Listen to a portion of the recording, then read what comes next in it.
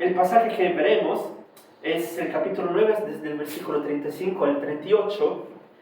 Y si no tienen la Biblia pueden mirar aquí en la pantalla, que dice: recorría Jesús todas las ciudades y aldeas, enseñando en las sinagogas de ellos y predicando el evangelio del reino, y sanando toda enfermedad y toda dolencia en el pueblo. Y al ver las multitudes, tuvo compasión de ellas, porque estaban desamparadas y dispersas como ovejas que no tienen pastor.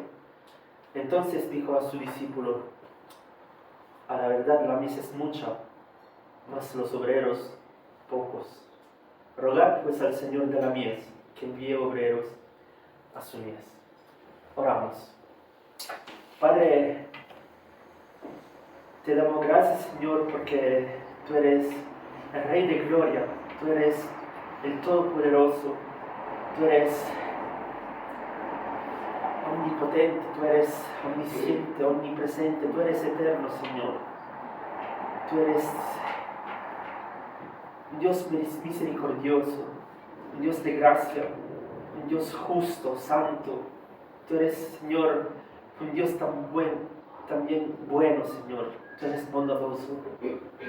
Y, Señor, gracias, Señor, porque podemos siempre confiar en ti, porque tú eres nuestra roca. Podemos, Señor, apoyarnos en ti en cada momento de situaciones desesperadas, en tempestades, Señor. Podemos siempre agarrarnos a ti, Señor. Y te pedimos, Señor, esta mañana de abrir nuestra mente, nuestros corazones, Señor, para entender, Señor, y recibir lo que tú nos quieres enseñar en esta mañana. Y que todo, Señor, que hagamos, Señor, aquí sea para tu gloria. Y a ti será ahora, Padre, por los siglos de los siglos. Amén. Si ustedes se acuerdan, hasta ahora hemos visto, digamos, Jesús que enseña, hemos visto que Jesús cumplió, hizo muchos milagros sanando a las personas. Y ahora, en este final del capítulo 9, vemos que podemos ver, digamos, el corazón de Jesús. Podemos ver el motivo del por qué Jesús hacía todo lo que hacía. Y por qué Jesús hacía, digamos, este ministerio por nosotros. Por qué enseñaba a nosotros, a la persona. Por qué Jesús hacía los milagros. Y también podemos ver en este pasaje no solamente el corazón de Jesús, sino también el corazón que nosotros, como cristianos, debemos tener.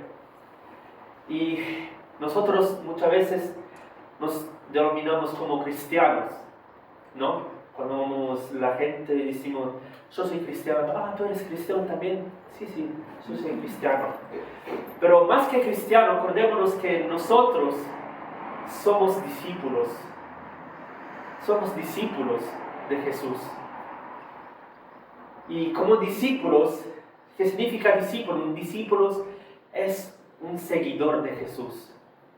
Es una persona que aprende de Jesús, que sigue a Jesús. Y no solamente lo sigue, que aprende, sino que también lo que aprende lo pone en práctica.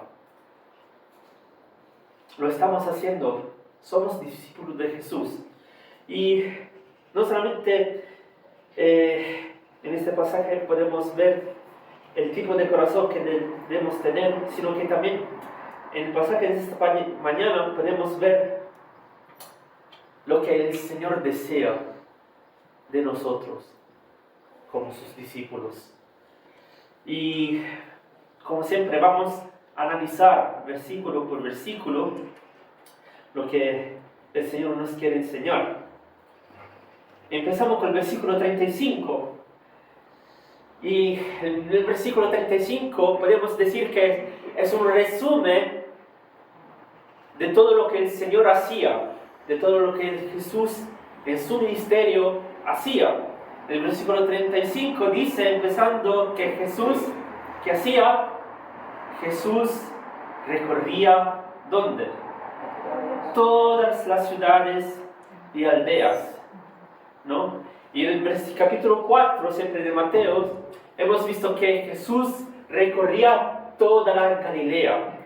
Entonces vemos que Jesús recorría todas las ciudades y las aldeas o los pueblitos de toda la región de Galilea.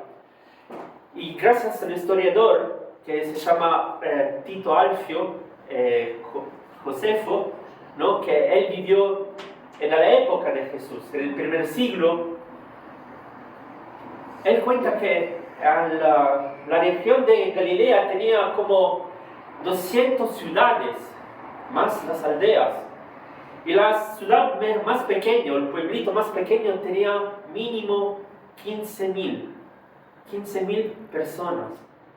Entonces, quiere decir que toda la región de Galilea tenía 3 millones de personas.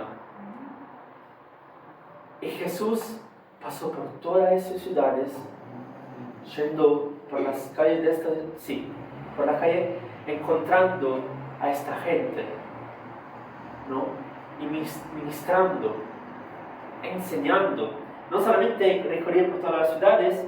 ¿Qué hacía cuando iba a estas ciudades?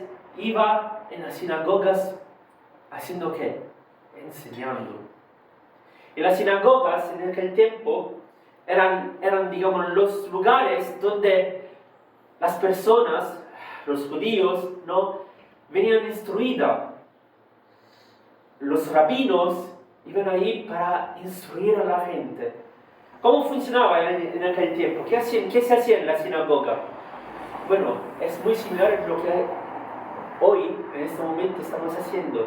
El rabino iba delante o en el medio, digamos, de la congregación y tomaba el rollo de las escrituras del Antiguo Testamento, lo abría, leía un pasaje no bíblico y el rabino tenía que explicar, tenía que exponer en una manera expositiva como estamos haciendo ahora, ¿no?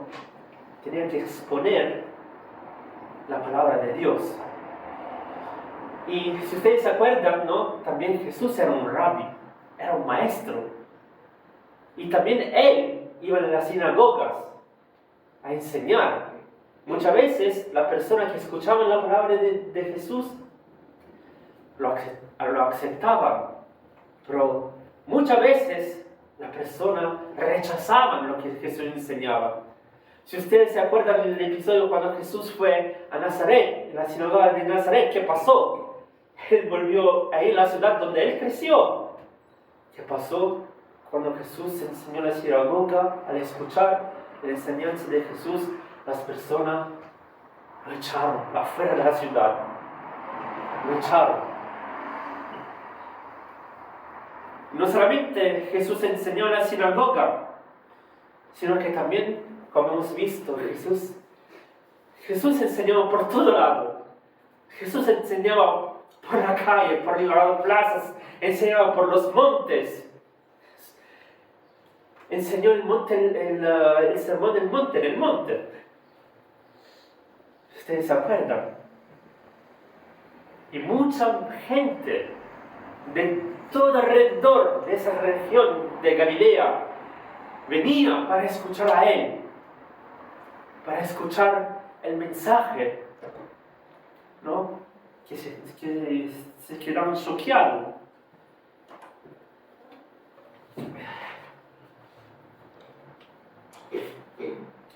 ¿Y qué enseñaba Jesús? ¿Cuál era la enseñanza principal de Jesús? ¿Qué es lo que Juan el Bautista iba diciendo ahí en el Jordán? ¿Qué es que el mensaje que predicaba? Arrepentíos. ¿Por qué? Porque el reino del cielo está cerca. Y también Jesús predicaba esto, enseñaba esto, decía, arrepentíos. arrepentíos de vuestros pecados. ¿Por qué? El reino de los cielos ha llegado. Y Jesús enseñaba sobre el reino de los cielos. ¿Se acuerdan el sermón del monte? Jesús hablaba sobre el reino de los cielos. Enseñó de quién son los ciudadanos de los cielos. En el capítulo 5, en la bienaventuranza. Y no solamente esto, Jesús no solamente enseñaba en las sinagogas, por las calles, en todo lado, sino que también cumplía milagros. ¿No? Dice el versículo 35, Él sanaba toda enfermedad y toda dolencia en el pueblo. Jesús hacía milagros, no solamente sanando a la persona, curándola, sino también hemos visto el milagro que Jesús, como tiene autoridad sobre todo, Él tiene la autoridad también sobre la naturaleza. Él paró la tempestad, las olas, el mar de Galilea. ¿Y por qué hacía estos milagros? Lo hemos visto la última vez que prediqué. Él hacía estos milagros para confirmar lo que Él enseñaba. Para confirmar que Él, Jesucristo, no solamente era el Hijo de Dios, que Jesús era y es Dios. Que es Dios. Es maravilloso esto. Y no solamente esto, para demostrar también la ternura, no sé cómo lo dicen, traducirlo en español, la amorosa ternura del corazón de Dios hacia su pueblo, ¿no? Acordémonos que Dios es un Dios de amor y Él ama a su pueblo. Él es misericordioso, Él es bondadoso. Más de lo que nosotros podemos pensar o entender. El amor de Dios no se puede comparar a nuestro amor. Porque acordémonos que muchas veces nuestro amor es condicional y también muchas veces es, ¿cómo puedo decir? No infectado. Está también condicionado también por nuestro pecado. Muchas veces nuestro amor es no sincero, sino, ¿cómo se dice? Contaminado y conveniente. Por conveniencia. Amamos por conveniencia. Pero el Señor no. El Señor no. Nos ama porque Él es amor. Y su amor es perfecto. Y ahora seguimos con el versículo 36. En este versículo 36 podemos ver el motivo o por qué Jesús hacía este ministerio. Y dice el versículo 36, y al ver las multitudes, tuvo compasión de ellas. ¿Por qué? Porque estaban desamparadas y dispersas como ovejas que no tienen pastor. Y este versículo es maravilloso porque aquí vemos la preocupación de Jesús para con su pueblo, con sus hijos, por sus ovejas. Y yo personalmente creo que cuando Jesús veía las multitudes, no es que Jesús veía solamente esa gente, sino que Él veía más allá.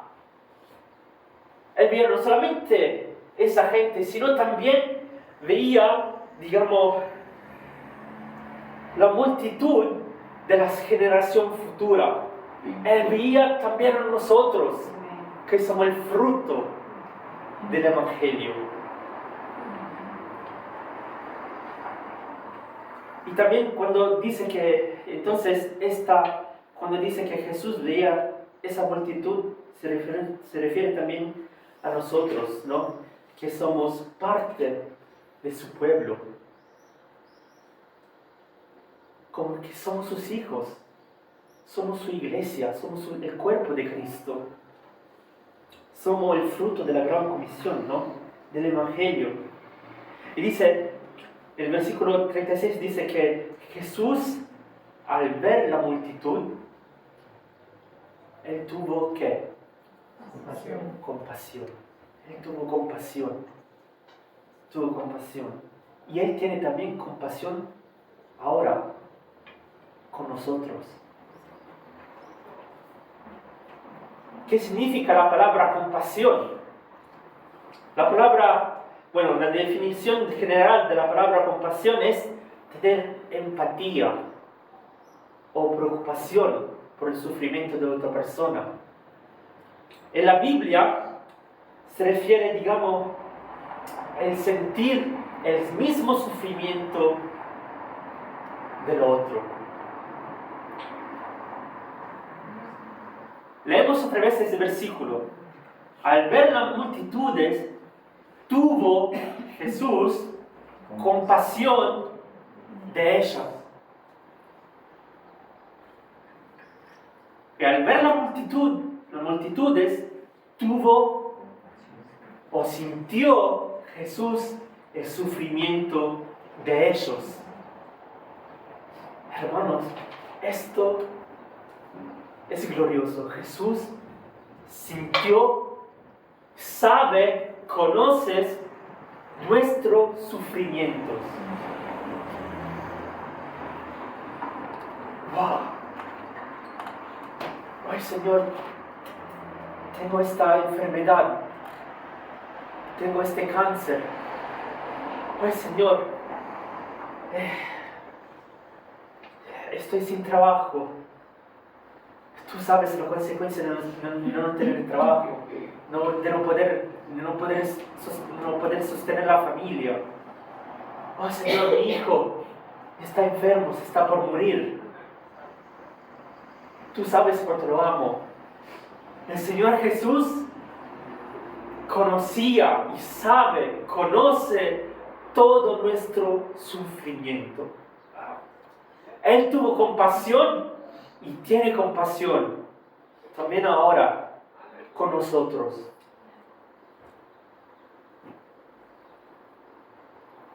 Muchas veces decimos, pero Señor, tú no puedes entender, no me entendés, ninguno me puede entender. Sí, el Señor te entiende más que ninguno. Él te conoce más que de ti mismo. Él conoce tu corazón, te conoce más profundo. Él sabe lo que estás pasando.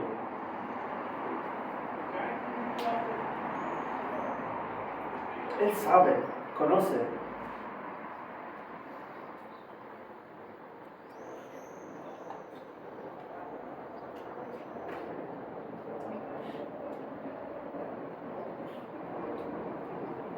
Y la compasión de Jesús, de nuestro Señor, sabemos que es eterna, ¿no? Es infinita. Y sobre el tema de la compasión de Dios lo vemos en toda la Biblia, ¿no? Y si ustedes lo quieren ver en casa, les menciono algunos versículos en Miqueas 7, 18 al 19, en el Salmo 103, del 13 al 17, o también en Mateo 14, versículo 14, del 15, 32, 18, 27, en Marco 1, 41, 5, 19. Esos son algunos versículos sobre la compasión de Jesús, ¿no?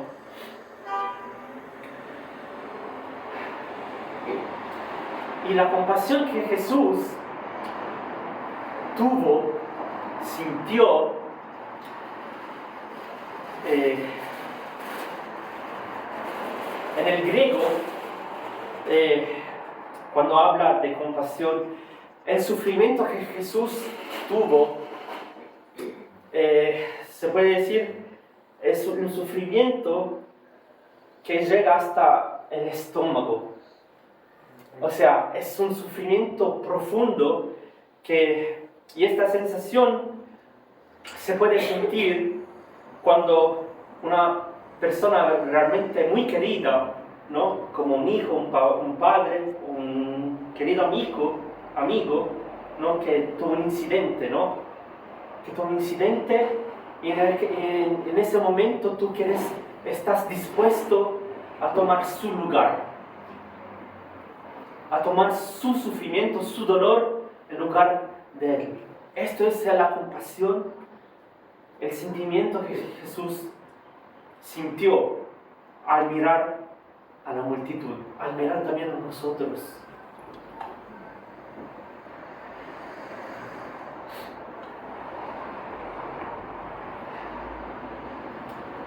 ¿Y por qué tenía mucha compasión? Dice que veía a la multitud. Dice Mateo, responde Mateo, ¿por qué? Porque estaban desamparadas y dispersas como ovejas que no tienen pastor. La versión textual dice porque estaban agotadas y abatidas. Estaban exhaustas.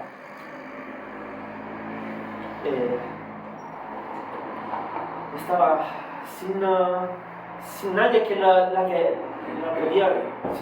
podía guiar, ¿no?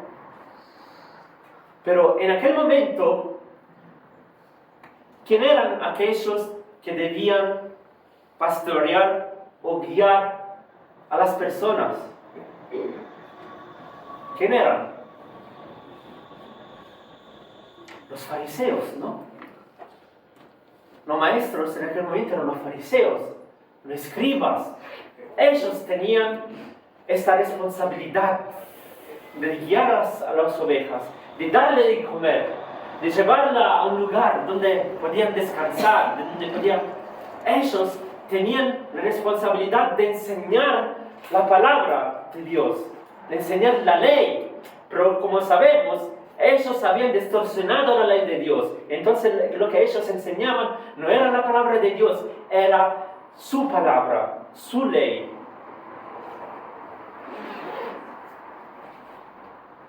Me estaba enseñando la sana doctrina. En vez de preocuparse de las ovejas, de curarla, de darle todo lo que ellos necesitaban, ¿ustedes se acuerdan de qué se preocupaban ellos? De sí mismo. ¿Ustedes se acuerdan? Jesús los llama hipócrita. Decían de seguir a Dios, de hacer la voluntad de Dios, pero lo que ellos hacían era hacer su propia voluntad, pero no para dar la gloria a Dios, sino para recibir la gloria de las personas. Y eso es lamentablemente lo que muchos pastores en muchas iglesias hacen.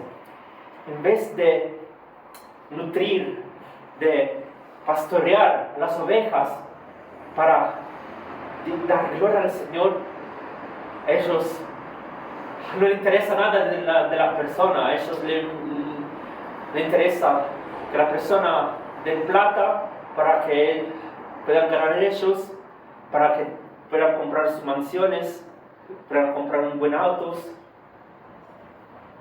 Esto es. Y por este motivo, las personas en aquel momento se sentían abandonadas, se sentían desamparadas, agotadas, abatidas, sin esperanza, dejadas ahí a la muerte, que se ven así. Pero gracias Señor, gracias a Dios que ha enviado a su Hijo, ¿no? Gracias Señor que envió a su Hijo en esta tierra, ¿no? Para hacer este ministerio, para enseñar, para proclamar el reino de los cielos, para decir, arrepentíos de vuestros pecados, porque por causa de vuestros pecados, vuestro destino es la muerte eterna y el infierno. Pero hay un camino al Padre. Y Jesús dijo, yo soy el camino, yo soy la verdad, yo soy aquel que da la vida, yo soy la fuente de la vida. Y aquellos que creen en mí nunca va a perecer, nunca va a morir, sino que va a tener acceso al Padre, va a tener la vida eterna. Y esto lo creemos.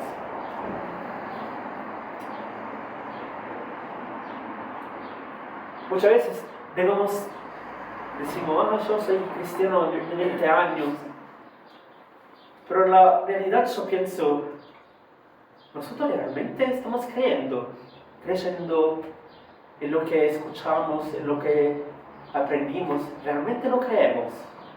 Si realmente lo creemos, lo aplicamos en nuestra vida.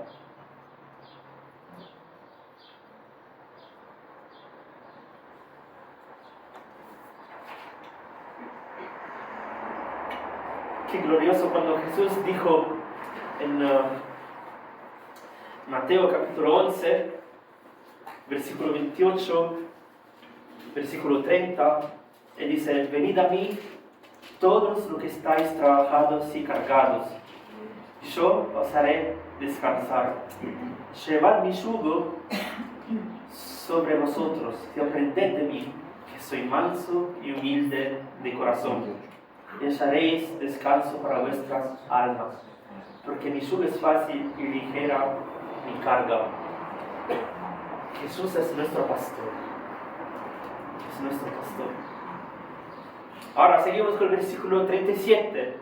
Y dice el versículo 37 que aquí podemos ver que Jesús quería que sus discípulos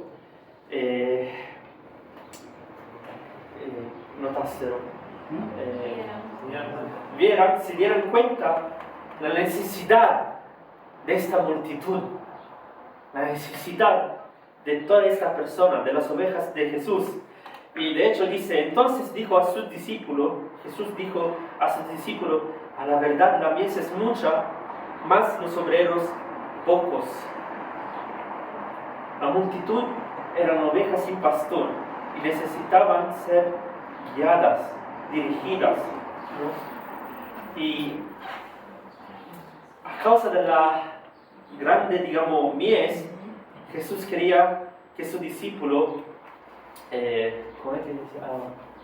entendieran la necesidad de lo que, entendieran que se necesitaba trabajadores. Y también hoy en día se necesita de trabajadores. Pero acá, cuando Mies habla de la mies, hay muchas, interpretaciones, porque algunos, cuando se habla de la mies, habla, de la persona de la persona perdida, que está condenada. Otros hablan de la persona elegida, pero yo creo y que de acuerdo con las escrituras, cuando Jesús aquí está hablando de la mies, está hablando de un juicio, y sobre todo del juicio final. Y nosotros sabemos que al final de los tiempos, todos y ninguno se puede escapar, todos estaremos delante de la presencia del Señor. Y el Señor juzgará. Y hay algunos que serán condenados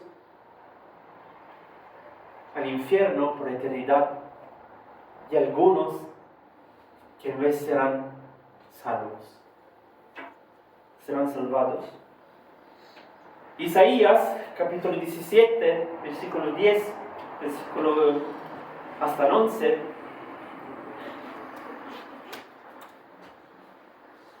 dice: ¿por qué te olvidaste del Dios de tu salvación y no te acordaste de la roca de tu refugio? Por tanto, sembrarás plantas hermosas y plantarás sarmiento extraño. El día que la plantes, la harás crecer y harás que su simiente brote de mañana, pero la cosecha será arrebatada en el día de la angustia y del dolor desesperado. Y también en el libro de Joel capítulo 3, del 9 al 15, Joel 3, del 9 al 15, dice: proclamad esto entre las naciones, proclamad guerra, despertad a los valientes, acérquense, vengan todos los hombres de guerra, forjad espadas de vuestros asadones, lanzas de vuestras hoces. Diga el débil, fuerte soy. Juntaos y venid, naciones todas de alrededor, y congregaos, haz venir allí, oh Jehová, a tus fuertes. Despiértense las naciones, y suban al valle de Josafat, porque allí me sentaré para juzgar a todas las naciones de alrededor. Echad la hoz, porque la mies está ya madura. Venid, descended, porque el lagar está lleno. Rebosan las cubas, porque mucha es la maldad de ellos. Muchos pueblos en la valle de la decisión, porque cercano está el día de Jehová en la valle de la decisión. El sol y la luna se oscurecerán, y las estrellas retraerán su resplandor. Esto lo estamos viendo también en la serie de predica con el pastor Mirko, ¿no? En Apocalipsis. Esto va a suceder. Entonces, es claro que cuando se habla de cosecha, de mies, ¿no? Se entiende del juicio final de Dios, ¿no? El juicio final de Dios. ¿Estamos listos?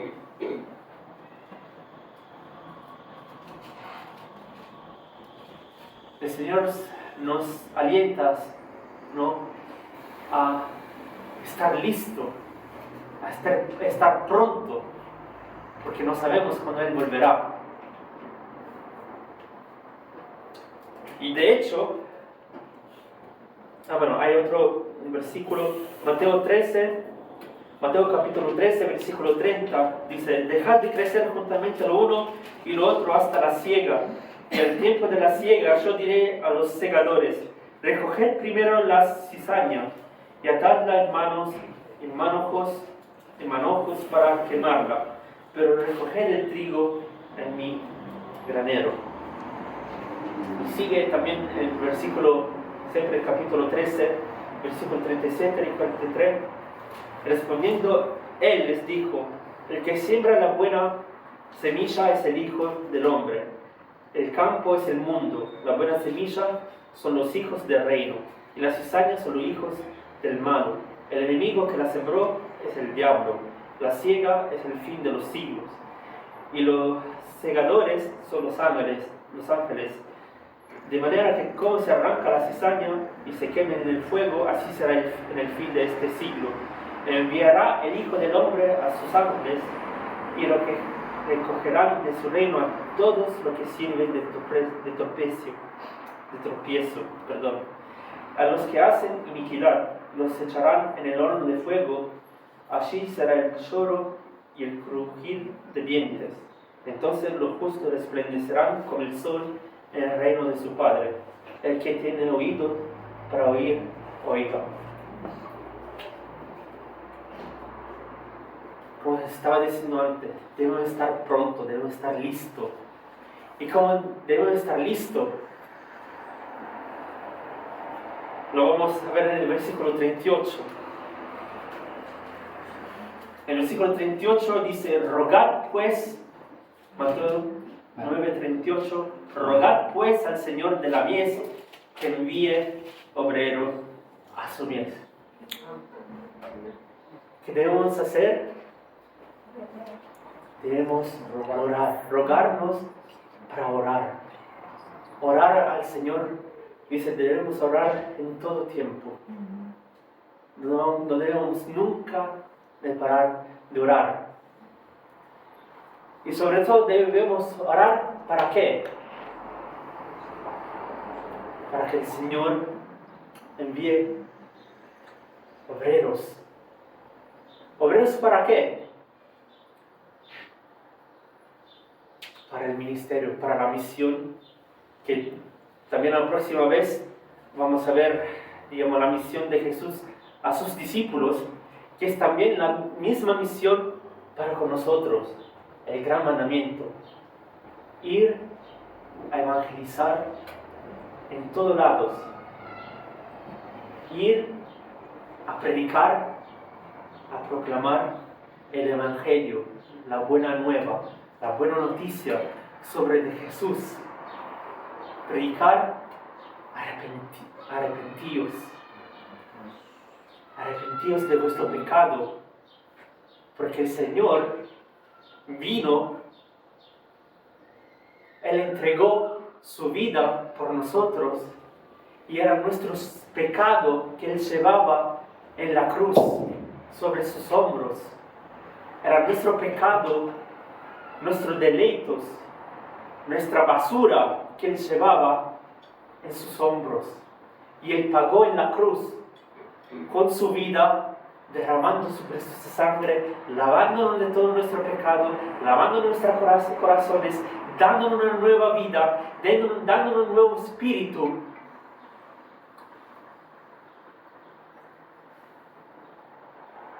Dándonos una nueva identidad.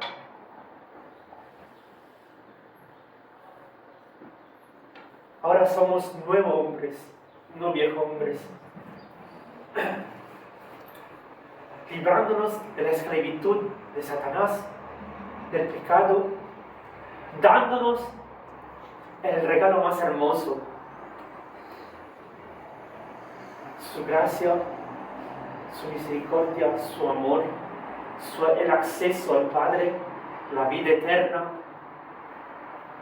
dándonos el eterno gozo con Él.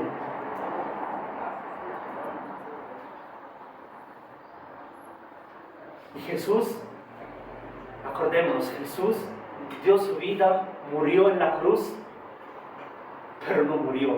La muerte no pudo detenerlo. Él venció a la muerte. Él resucitó el tercer día. Esto es lo que debemos predicar, anunciar. El Señor ha resucitado y Él vive. Él subió al cielo, está sentado al Padre, reinando, y un día Él volverá de nuevo. Él volverá. Pero no volverá más para servir como servidor, sino que Él volverá como para juzgar. Esto es lo que debemos predicar a las personas, a todas las personas. Este es el mensaje que todos necesitan conocer.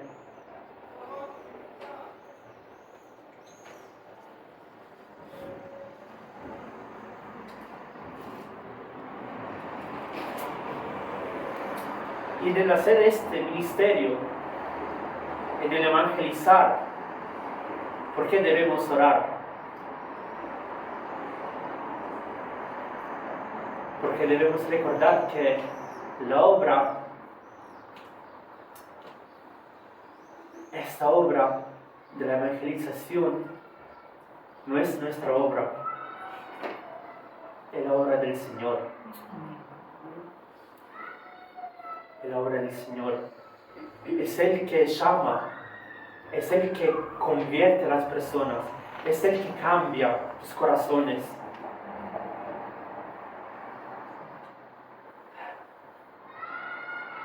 Y la misma cosa que Él hizo con nosotros. Él cambió nuestros corazones, Él cambió nuestra vida, está cambiando nuestra vida.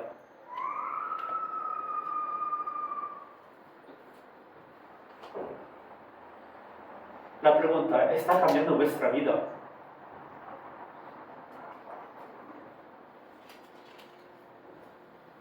¿Está cambiando vuestros corazones?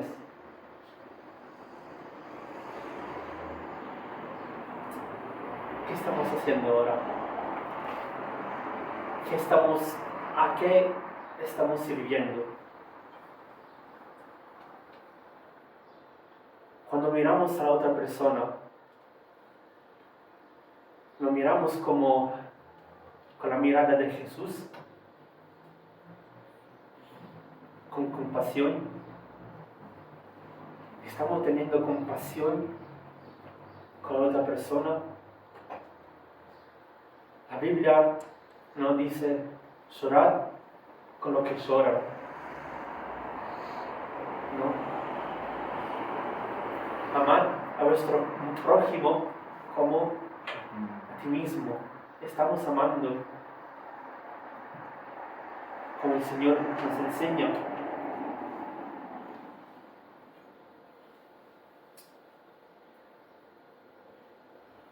Es glorioso, ¿no? Gracias, Señor,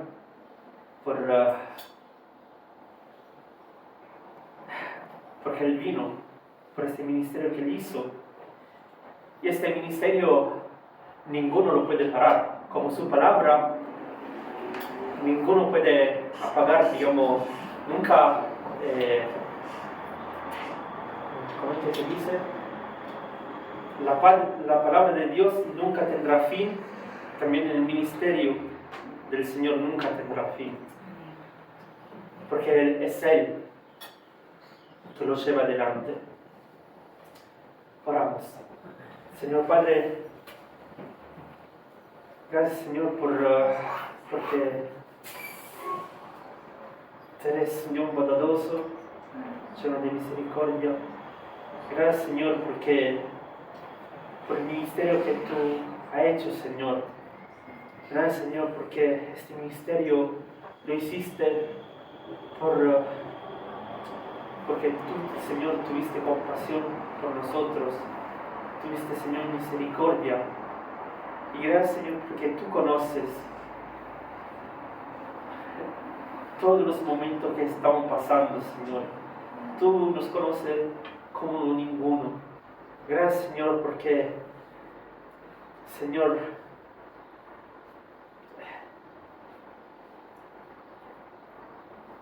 sí, Señor, podemos siempre confiar en ti, porque tú nunca cambias.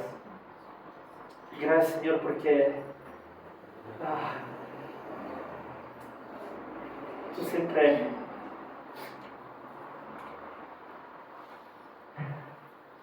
nos das, Señor, el momento perfecto, el momento cuando nosotros no esperamos, todo lo que nosotros necesitamos, Señor. Y nos das también aún más de lo que nosotros necesitamos.